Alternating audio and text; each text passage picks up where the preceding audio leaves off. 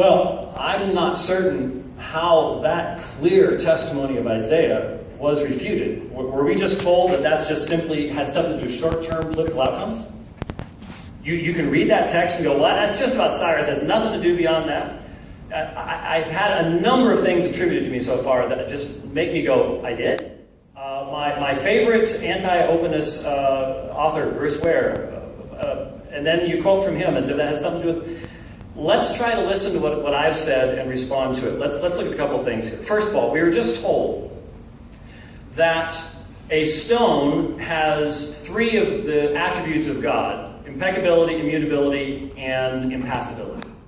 Only if you completely ignore the context of all of systematic theology and the entirety of the history of the Christian church, because, of course, we've always defined these things in the context of God being good, impersonal, interactive.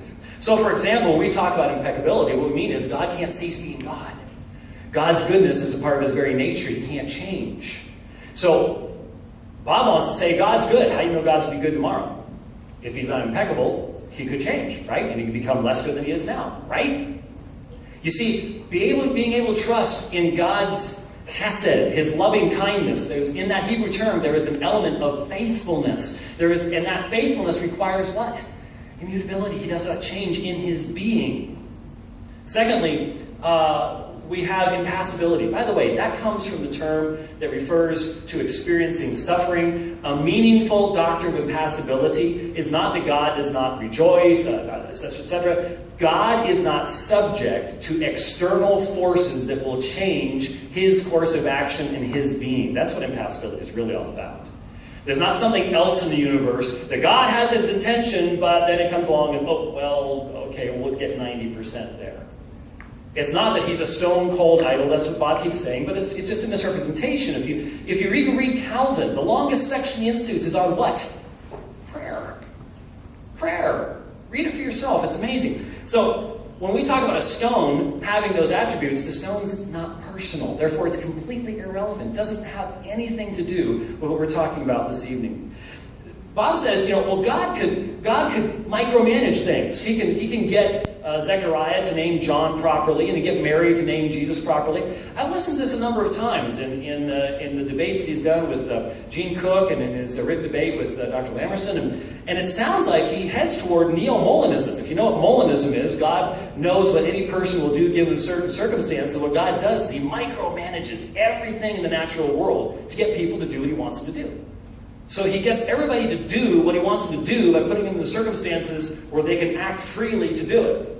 And most of us go, that doesn't really sound like it really works. And I don't think that it does either. But it sounds like that's where he's going because, well, can you make a rooster crow? Can you make Zechariah name John? The historical origin of open theism had nothing to do with worrying about the freedom of God. It had everything to do with worrying about the freedom of man.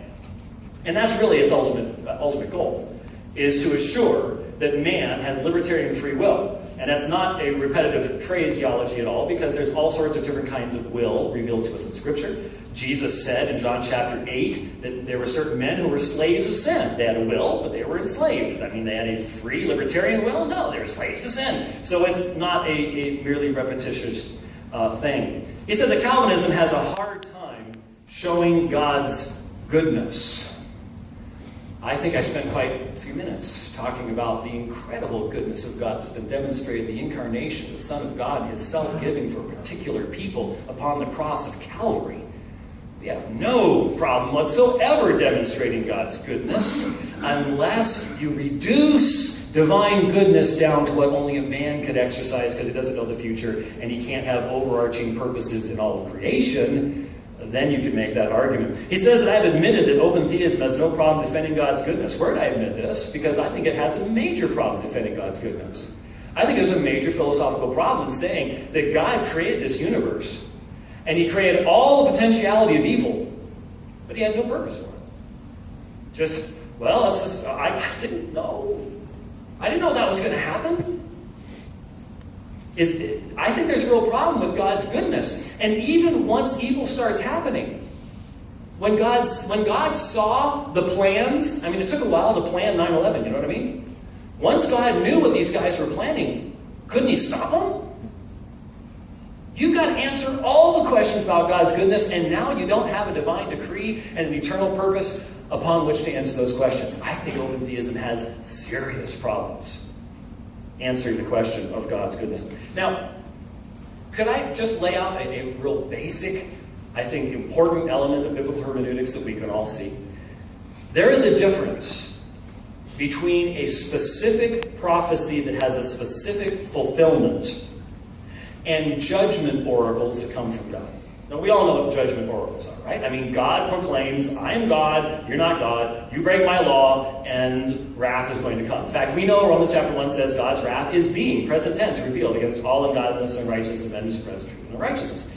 So we know that that's the case, and yet we know that God is often very merciful, he is long-suffering, he will delay judgment, but judgment will someday come. And so when you have something like a Jonah gets angry because, oh, Yahweh, I knew you were merciful, and I knew that if they repented, this is what you would do. See, even Jonah knew the character of his God. And so if we want to go and look at Jonah and go, well, see, God, there's a false prophecy right there. Is that really comparable to Micah telling us about where Jesus is going to be born? Could Jesus have been born any place other than Bethlehem? And from the open theistic perspective, he'd have to have been able to be born almost anywhere. All depend upon the free will actions of mankind. What if some king decided to wipe out Bethlehem so there wasn't any city to be born in? God doesn't have any control of those things. So there's a major difference between the two that we need to understand. We need to apply them as we listen. We have seen the clear and plain teaching of Scripture. God has exhaustive foreknowledge. It's based upon his decree. There has been no argument presented against that thus far. Thank you.